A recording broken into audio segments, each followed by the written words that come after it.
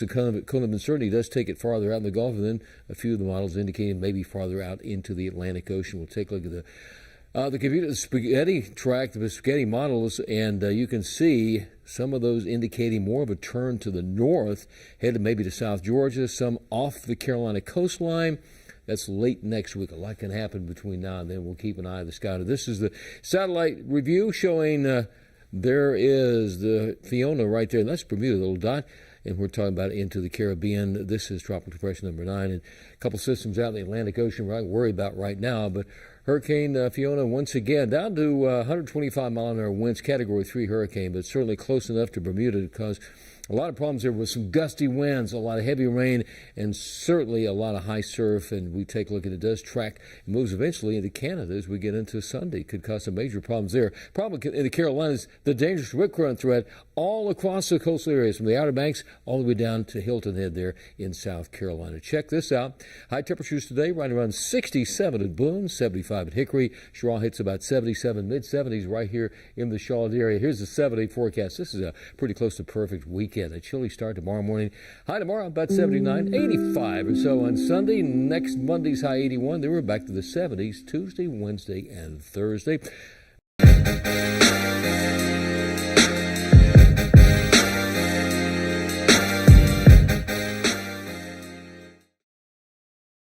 Well, the Actors Theater of Charlotte is getting ready to permanently close. The company has provided the city with professional and, at times, unconventional theater for more than 30 years. But from the pandemic to disappointing ticket sales, the theater says the closure has become unavoidable.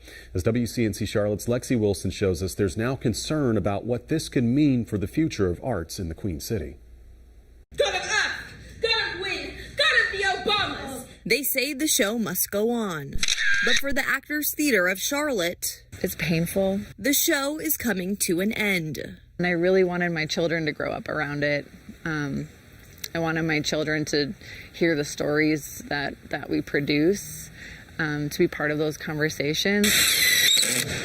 At the barn at Mora, ATC is getting ready for the final curtain. When the cash isn't there and you have nowhere to go, there's not much else you can do. Yeah. Laura Rice, ATC Executive Director, says there's been several challenges these last few years. In 2016, the company's uptown location was demolished for new apartments to be built.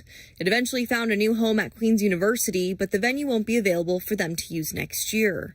And with ticket sales down, that was another reason to make the hard decision to close shop. The arts aren't as appreciated as they should be, especially local arts, and it's a shame because the talent that is in this town and the surrounding areas is ridiculous. ATC permanently closing is a great loss, not just for the actors. The friendships and the families I've made from that is really what you take away from it. But a loss for the city too.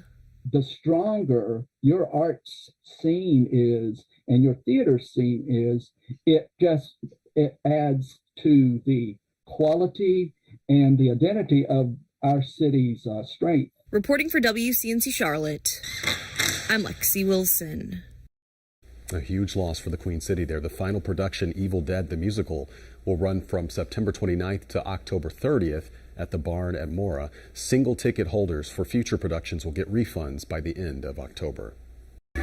And as we continue to celebrate Hispanic Heritage Month, today we are highlighting an organization making a difference in our community. Camino Health Center is a nonprofit focused on equipping all people to live healthy lives. Since